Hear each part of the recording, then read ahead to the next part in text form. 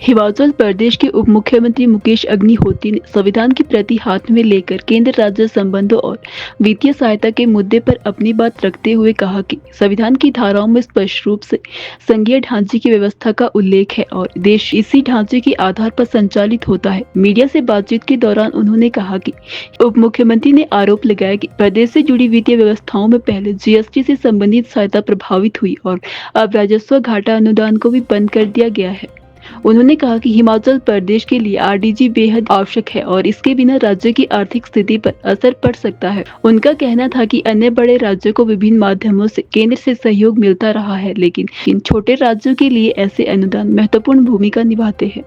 उन्होंने कहा कि यदि केंद्र सरकार को आरडीजी समाप्त करना था तो पहले राज्य को चेतावनी या पर्याप्त समय देना चाहिए था ताकि वे वैकल्पिक व्यवस्था कर सके। उप मुख्यमंत्री ने कहा कि जो लोग हिमाचल के हितों के मुद्दों पर साथ नहीं देंगे उन्हें इतिहास याद रखेगा। उन्होंने इस विषय को राज्य के हितों से जुड़ा बताते हुए सभी पक्षों से सहयोग की अपील की है। बीजेपी एक बात लगातार ये कह रही है कि आरडीजी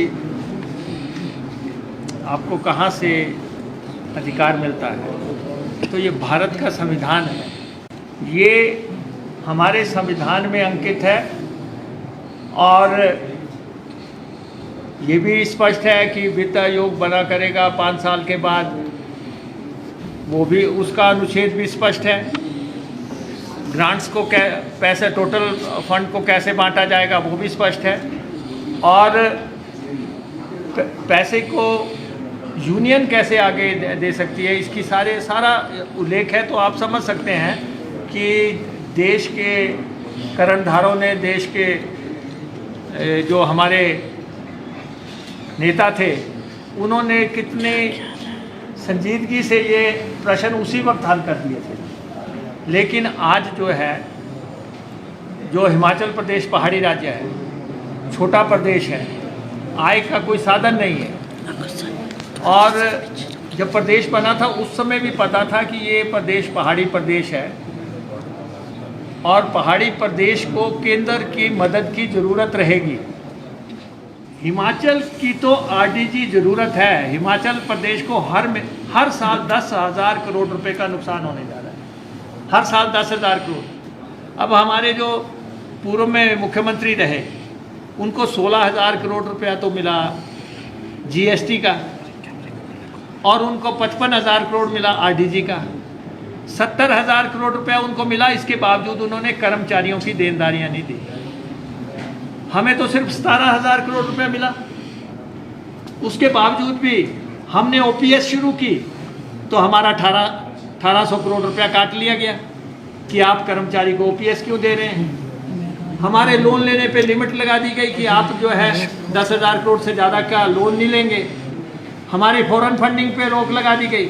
सब कुछ अपने हाथ में लेते जा रहे और हमने तो विपक्ष से आग्रह किया है, हाथ जोड़ के कहा है कि भाई ये हिमाचलियत का सवाल है, हिमाचल का सवाल है, ये पार्टियों का सवाल नहीं है। सरकारें आती जाती रहेंगी, मुख्यमंत्री बनते रहेंगे, बिगड़ते रहेंगे, लेकिन जो हिमाचल को निर्णायक नुकसान हो रहा है, जिस राशि का नुकसान हो रहा है, इसकी बहाली करने के लिए यहाँ हाउस से सर्वसम्मति से रेजोल्यूशन जाना चाहिए। जो लोग हाउस के रेजोल्यूशन में जो है हिमाचल का साथ नहीं देंगे वो फिर समझ सकते हैं कि हिस्ट्री में लिखे जाएंगे। पहले भी हो चुका है, जब हिमाचल बन रहा था तो लोगों ने नारा दिया था स्टेटहुड मारोठुड। आज दिन तक वो बात याद की जा रही है कि किन लोगों ने कहा था स्टेटहुड मारोठुड कि हम राज्य के खिलाफ हैं। आज वही लोग जो है आज आरडीजी के खिलाफ हैं। तो इसलिए आरडीजी बहाली के लिए जो यहाँ रेजोल्यूशन असेंबली में होगा, प्रधानमंत्री जी से आग्रह किया जाएगा कि इसको रिकंसिडर किया जाए और हिमाचल को उसका हक दिया जाए। देखो, जब यहाँ पे सरकार तोड़ने की बात आई, जब ऑपरेशन लोटस हो रहा था, तब उन्होंने अंदर कहा था अब तो भगवान भी जो है इस सरकार को नहीं बचा सकता। अब जब आरडीजी बंद हुई तब उन्होंने बाहर भाषण दे दिया, चुनाव के लिए तैयार हो जाओ, चुनाव आ रहे हैं। तो उससे विपक्ष की मंशा स्पष्ट हो रही है कि वो किस ढंग से जो है बात कर रहे हैं, उनकी भावना क्या है। हमने तो उनको ये कहा है कि इतनी जल्दी क्या है, 1.5 साल बाद चुनाव हो जाने हैं, लेकिन राज्य के नुकसान से परहेज करें। हिमाचल प्रदेश की आरडीजी पे डिपेंडेबिलिटी 13% की है और कर्नाटक की 1% की है। उनको कोई फ़र्क नहीं पड़ता क्योंकि उनका टैक्स बेस बहुत है, उनके रिसोर्सेज बहुत हैं। हिमाचल के पास रिसोर्स क्या है? आप ये बताओ ना, एक एक्साइज का पैसा है और बिल्कुल इतना सा जो है 300-400 करोड़ रुपया सारा माइनिंग का पैसा है।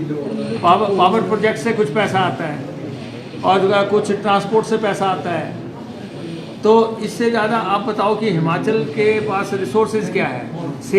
सेब की आप वो देख रहे हैं कि किस ढंग से दुर्गत हो रही है और विदेश के सेब के लिए कैसे द्वार खोले जा रहे हैं। तो इसलिए हिमाचल की प्रैक्टिकल डिफ़िकल्टी है। आरडीजी हिमाचल की ज़रूरत है, केंद्रीय अनुदान हिमाचल की ज़रूरत है और इसको बंद करना हिमाचल प्रदेश के साथ बहुत बड़ा फेक है।